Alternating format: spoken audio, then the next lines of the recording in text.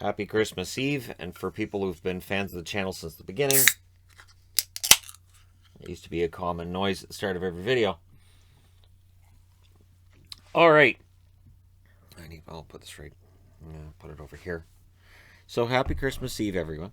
Do you open your presents on Christmas Eve or do you open them on Christmas? My house, we used to have the chance to open one. My mom used to pick which one too, because she would know what was under the tree, and that's not a big deal if Shannon gets this now.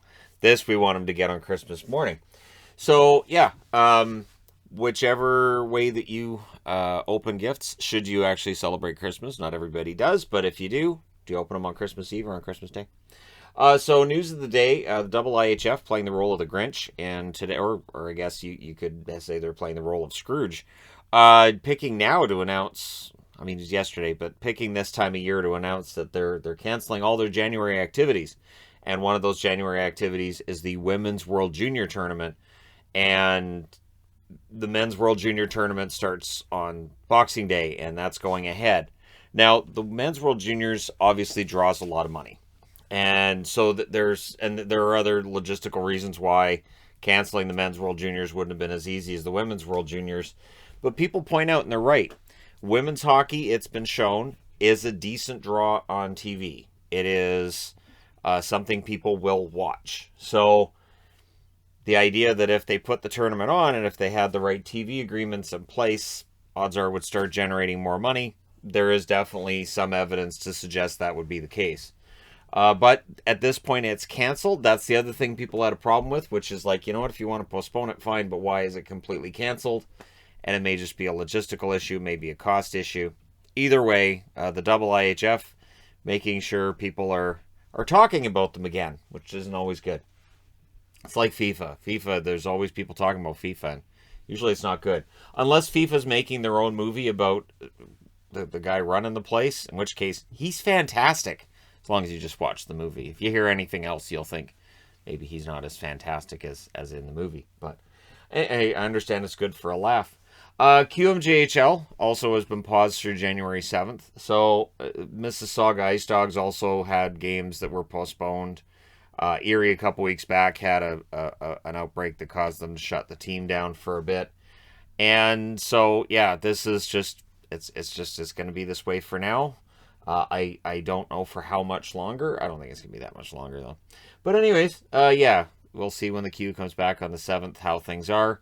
Of course, junior teams are being affected by the capacity issue more than, say, NHL teams. NHL teams, obviously, it hurts to have capacity reduced. But for the junior leagues, they may not be profitable entirely without fans in attendance. They don't have a big TV contract. They don't have the all the bells and whistles that the NHL has to lean back on. So we'll see how things go for juniors in the new year.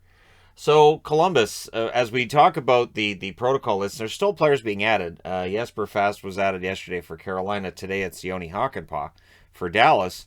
So players are still getting added to the list. Not as quickly as they were a week ago, but they're still getting added. So there's going to be players that are not back at the time that the league starts up again. And in Columbus, with the absences being as they are, it's a good thing that Danforth came out of nowhere as an, I guess we could say, overage rookie.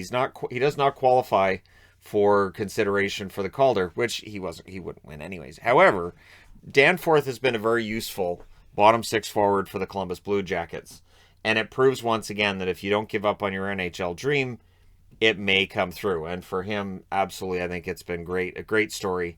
Danforth bouncing around, and now he's in the National Hockey League, and he looks pretty good. And one thing is, with him being, 28? With him being 28 years old, or I think he's 28. I want to say 28. Pretty sure.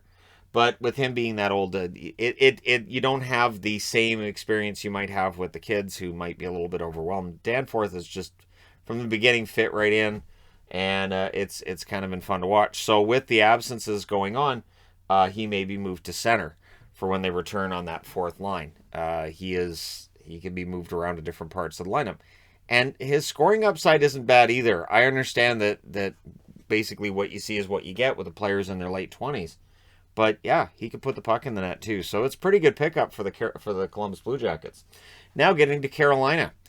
Carolina, if you're a fan, You have a lot of reasons to watch the World Junior Championships starting on the 26th. There are 10 prospects playing at the World Junior Championships who are property of the Carolina Hurricanes. That is the highest number of any organization in the National Hockey League, and I think the Canucks have one. I think it's one for Vancouver.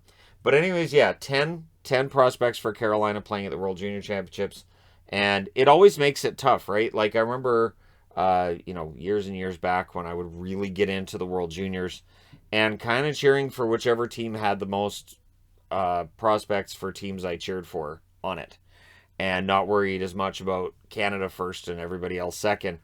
I mean, it's nice when Canada wins, but it was also kind of nice to see prospects for teams that I cheered for playing really well. So I was kind of torn on that too.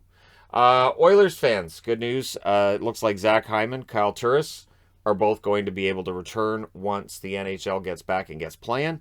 Mike Smith is still, nobody knows. Mike Smith, it could end up being all year.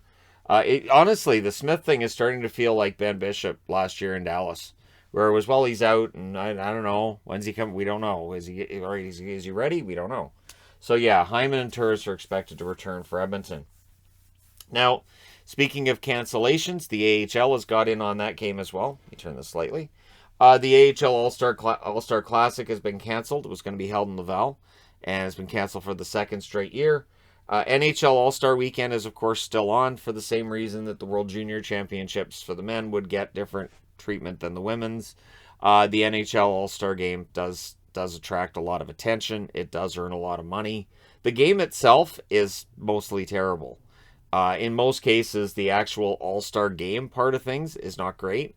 There isn't a way to make it great because players don't generally put in the same amount of effort, and we don't expect them to. Like if some guy was out there skating around, putting guys through the boards, screaming and yelling to get the puck, and it would look off.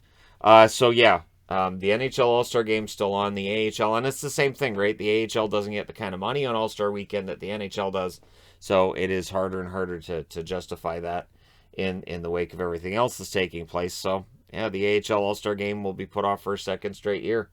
And there you go.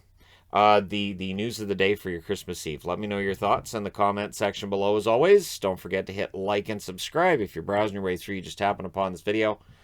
And yeah, we'll see if there's any Christmas miracles that take place over the next couple of days. Not very likely, but maybe. Anyways, there you go. Let me know your thoughts. Hit like and subscribe if you're browsing your way through, you just happen upon this video. Thank you guys so much for watching, for all your support from a pretty snowy day here. Thank you guys so much for all of everything. I will talk to you again soon.